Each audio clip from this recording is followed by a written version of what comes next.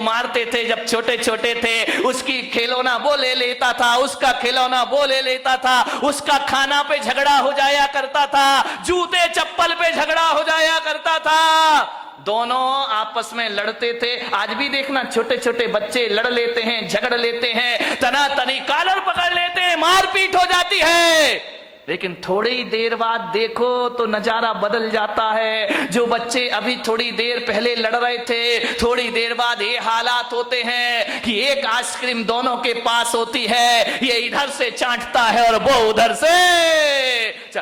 दोस्ती हो जाया करती थी। बचपन में भी लड़ते थे, बचपन में भी झगड़ा होते थे, बचपन में भी हमारे जीवन में विवाद हुआ करते थे।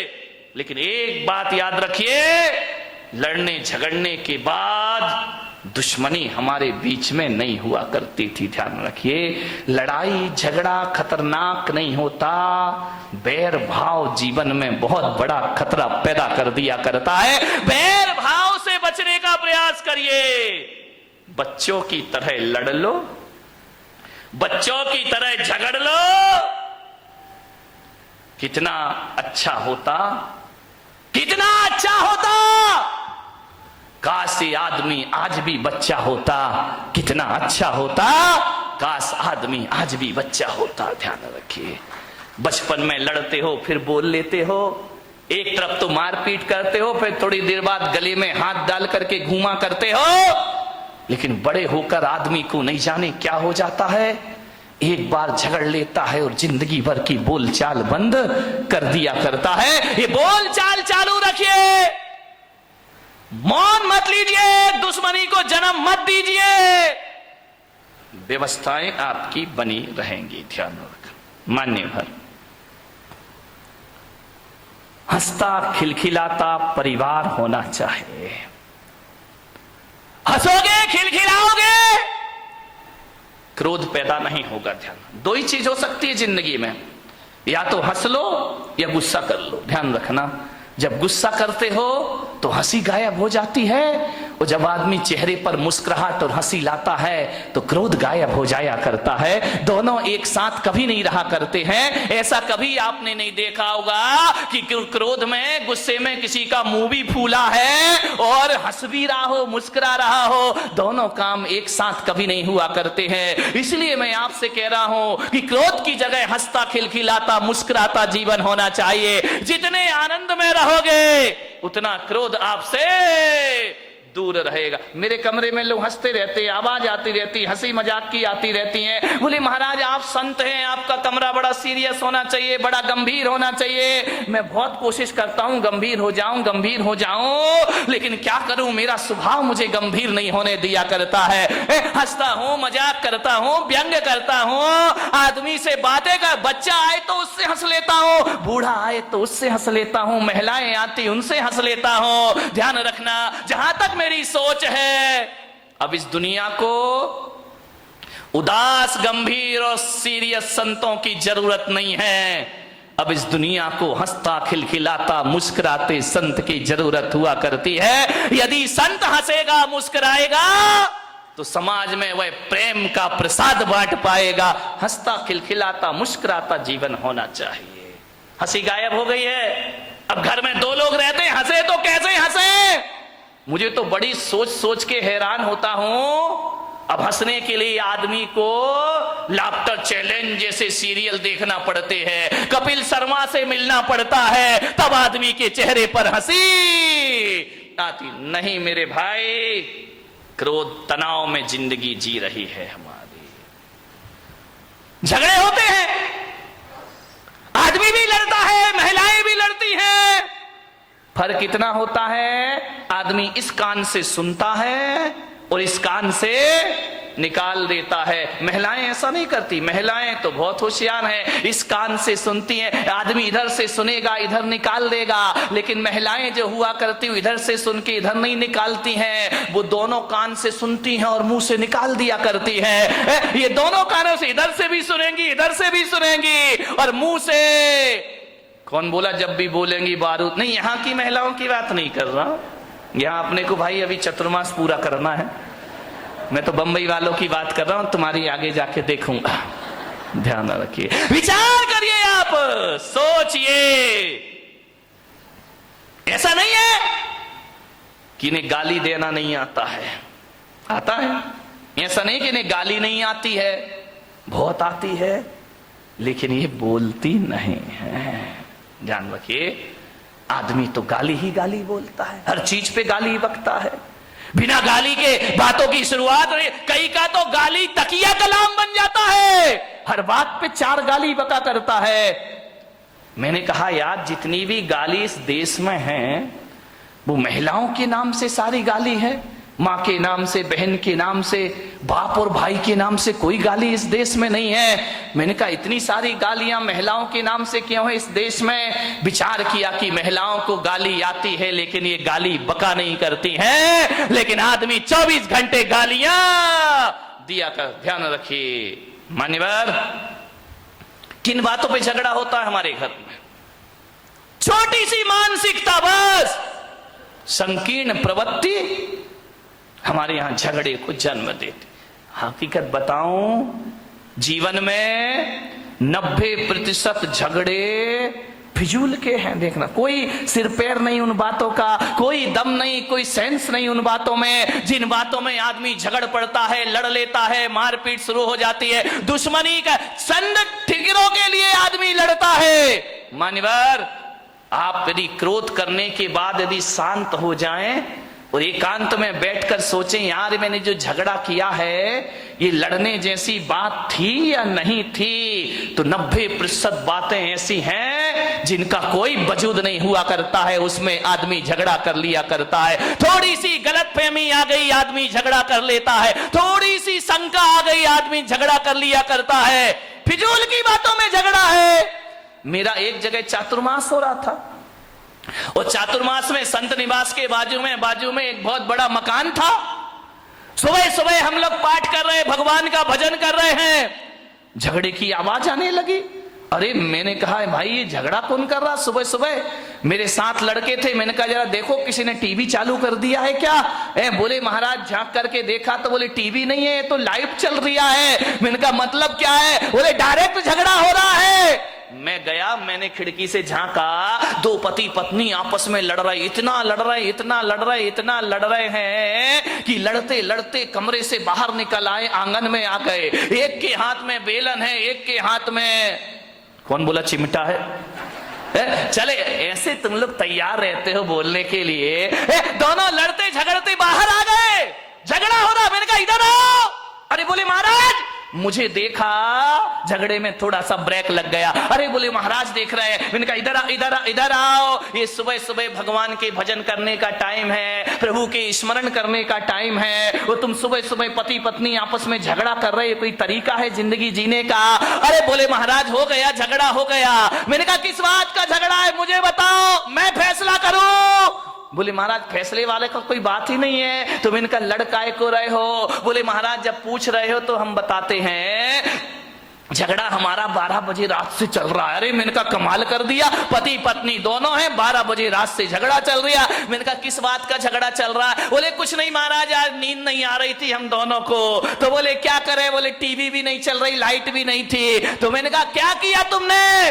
बोले बस लेटा लेटा मेरे मुंह से इतना निकल गया कि मैं अपने बेटे को डॉक्टर बनाऊंगा। पत्नी ने सुना, खबरदार तुम्हारा बेटा डॉक्टर नहीं बनेगा, तुम्हारा बेटा इंजीनियर बनेगा। तो मैंने कहा यार तू इतना क्यों बोलती, जब मैंने कह दिया मेरा बेटा डॉक्टर बनेगा। पत्नी ने कहा कोई तुम्हारा अकेला हक नहीं है, मेरा भी हक है, मेरा बेटा इंजीनियर। अब फिजूल की बात है, इस पे झगड़ा बढ़ गया।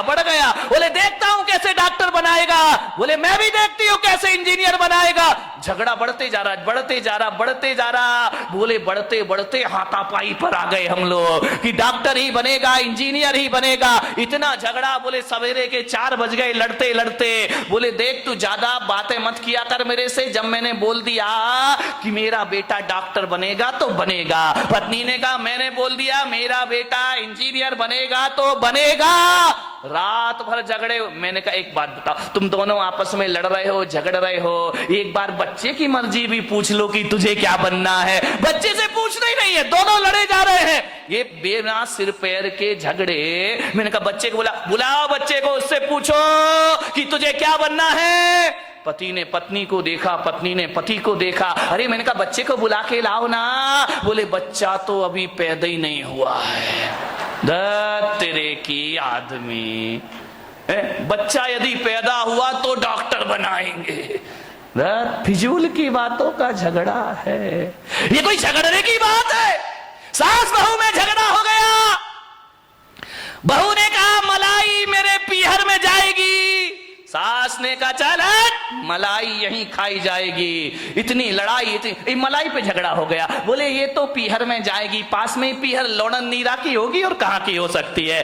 तो बोले ये मलाई मेरे पीहर में जाएगी। सास ने कहा नहीं, मलाई तो बारामती में ही खाई जाएगी, चाहे कुछ भी हो जाए। बोले देखती हूं तू कौन होती है रोकने वाली। अरे तेरे जैसी लाखों बहुएं देखी, चल मलाई यहीं रहेगी। इतना झगड़ा, इतना झगड़ा। ससुर जी दुकान से आए, उन्होंने कहा ये महाभारत क्यों मचा रखी, झगड़ा क्यों है? बोले बहू को समझा लो, वो कह रही है कि मलाई पीहर में जाएगी और मैं कह रही हूँ कि मलाई यहीं खाई जाएगी। ससुर ने कहा तुम मलाई पे लड़ रही, लाओ मलाई लेकर आओ, मैं ही खा लेता हूँ, टेंशन खत्म हो जाएगा। मलाई लेकर आओ। सास ने बहू को देखा, बहू ने सास को देखा। बोले मलाई लेके आ, बोले तू लेके आ। दोनों ने देखा लाए कौन। अभी तो दोनों में ये चर्चा चल रही थी कि भैंस लेके आना है। अभी भैंस आई, बचा ये भैंस घर में आई नहीं, मलाई का झगड़ा शुरू हो गए। फिजूल के झगड़े हमारे घरों में,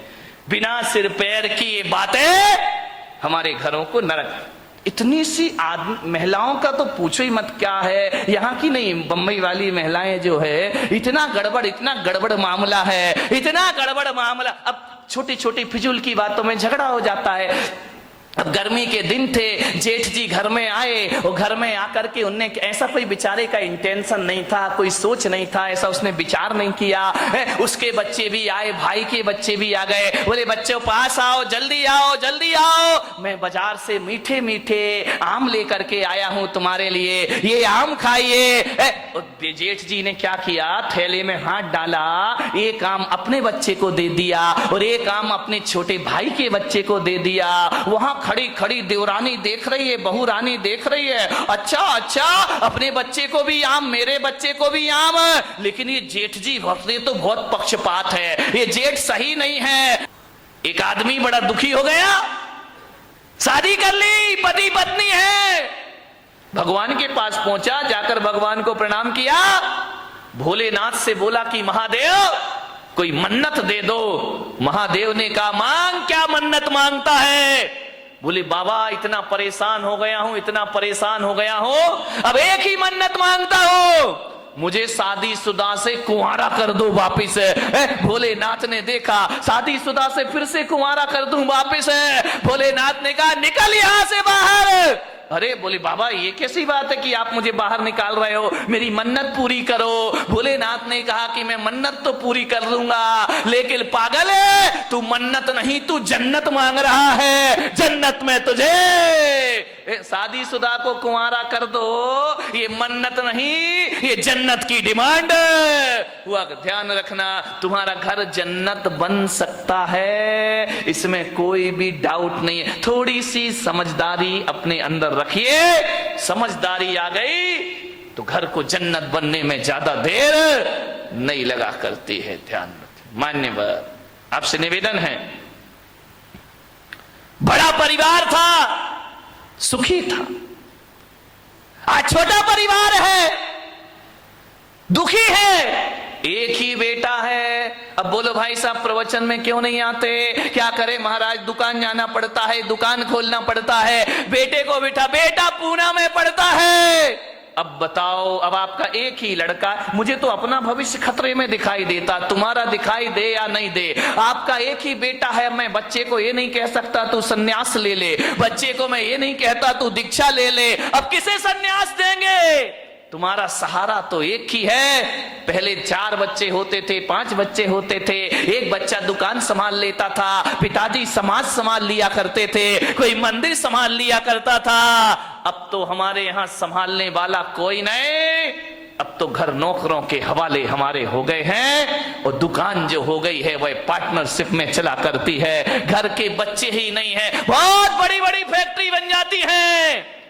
और बच्चा अमेरिका में जाके पढ़ता है, वापिस लौट के नहीं आता, बाप बेचारा यहां रोता है, इस करोड़ों की फैक्ट्री का उत्तराधिकारी कौन हो। समस्याएं बहुत ज्यादा हो गई हैं एकल परिवार से।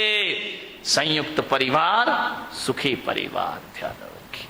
मान्यवर, क्रोध ज्यादा बढ़ गया, कलह ज्यादा हो गई। अब लड़ने की तो आदमी की आदत है। अब घर में यदि कोई मेंबर ही नहीं है, एक ही बचा, तो झगड़ा तो फिर उसी से होगा, ध्यान रखिए। मान्यवर, कलह बढ़ गई हमारे घरों में।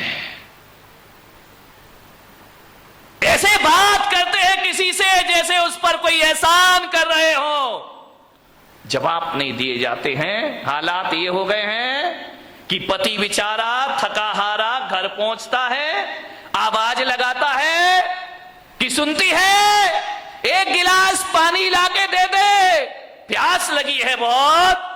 अब पत्नी क्या बोलती है, देख नहीं रहे, मैं सीरियल देख रही हूं, टीवी देख रही हूं, ऐसा करो जाके चुपचाप पानी पी लो, और हो सके तो एक गिलास मेरे लिए भी ले आए। हालात बहुत खराब है घरों के, स्थितियां भी। तुम तो पी लो, और हो सके तो एक गिलास मेरे लिए भी पानी लेकर आ जाए।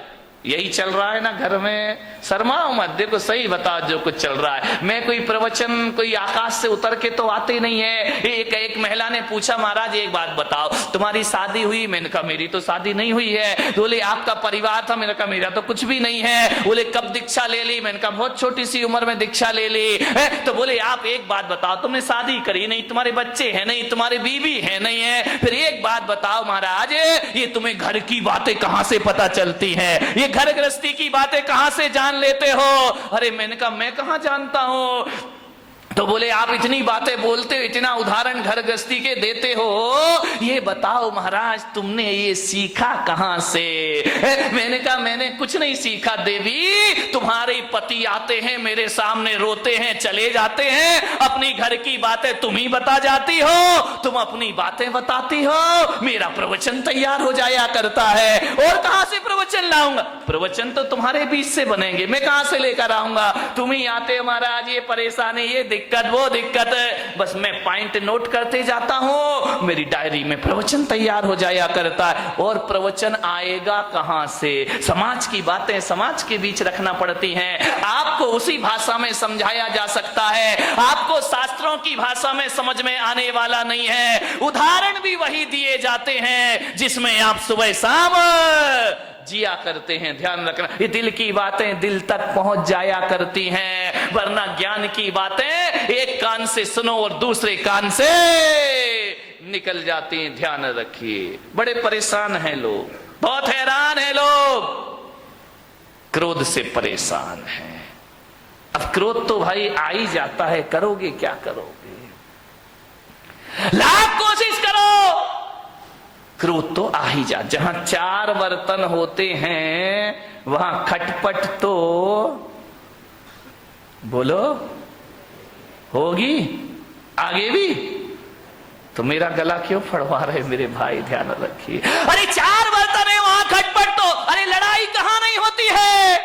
ये मत सोचो कि केवल तुम्हारे घर में लड़ाई होती है। लड़ाई तो महापुरुषों के घर में भी हुआ करती है, बड़े बड़े ज्ञानियों के घर में झगड़ा हुआ करते हैं। अब आप भी बताइए, जिन्हें दुनिया महापुरुष बोलती है, आदर्श पुरुष माना करती है, लड़ाइयां तो उनके घरों में भी हुआ करती हैं। अब ये महाभारत बताओ, कोई गरीब घरों की लड़ाई तो थी नहीं, ये महापुरुषों के घरों की लड़ाई थी। महाभारत दो भाई भाई लड़ रहे हैं, वो भी तो एक झगड़ा ही था ना। कौरव और पांडव ये महापुरुष गिने जाते हैं, इनके घरों में भी झगड़ा हुआ करता था। रामायण में सिंहासन को लेकर के झगड़ा हो गया, राम के घर में भी झगड़े होते हैं, दुर्योधन के घर में झगड़े हुआ करते हैं, युधिष्ठिर के घर में झगड़े हुआ करते हैं। झगड़ा कहां नहीं होता मेरे भाई? भरत बाहुबली का ये झगड़ा नहीं तो क्या था? ये भी तो एक झगड़ा था। ये मोक्षगामी लोग, ये सम्यक दृष्टि लोग, यहां इनके घरों में भी झगड़े होते थे। और बड़े आदमियों के घरों में भी झगड़े होते हैं। मुकेश अंबानी, अनिल अंबानी, ये झगड़ा नहीं तो क्या पेस्टीज रगड़ा है, विचार करिए। झगड़ा तो इनके घर में अभी प्रमोद महाजन, प्रवीण महाजन, झगड़े तो इनके भी घर में हुआ करते हैं। ऐसा कोई नहीं है जिसके घर में बारामती के घरों के बारे में मुझे नहीं मालूम है, यहाँ झगड़े हैं या नहीं है। होशियार मत बनो कि हमारे यहाँ झगड़े नहीं है, घर घर की कहानी है, इसलिए तो महिला देखती हैं कहानी घर घर। विचार करी, सास भी कब हुई? नहीं, वो बहू थी बेचारी, पहले भी बहू थी और आज भी बहू है, वो सास बनने का मौका ही कहां मिला है उसको। ये हालात है हमारे घरों में, लड़ाई है, झगड़े हैं, विवाद है। महापुरुषों के घरों में भी झगड़े होते थे, आपके घर में भी झगड़े होंगे। लेकिन एक बात मेरी आपसे निवेदन है बड़ी विनम्रता के साथ, कि झगड़े तो सब घर में होते हैं, तू मैं हो जाती है, एक दूसरे के अहंकार को चोट पहुंच जाती है। लेकिन मैं आपसे एक निवेदन करूंगा, लड़ लेना, झगड़ लेना, जितना लड़ना हो लड़ो, जितना झगड़ना है झगड़ लो, लेकिन बारामती वालों बोल चाल बंद मत करिए। लड़ाई हो जाए, कुछ कह दिया, डांट दिया, फटकार दिया, कुछ बोल दिया, बोल चाल बंद यदि आप कर देंगे तो सुलह के सारे रास्ते बंद हो जाएंगे हमेशा को। लड़ लीजिए, झगड़ लीजिए, लेकिन शाम होने से पहले बोल चाल जरूर कर लीजिए। तुम्हारा क्रोध तुम्हारे लिए दुखदाई नहीं बन सकता है, तुम्हारा झगड़ा तुम्हारे लिए दुखदाई नहीं बन सकता है। अरे बचपन में भी तो लड़ते थे,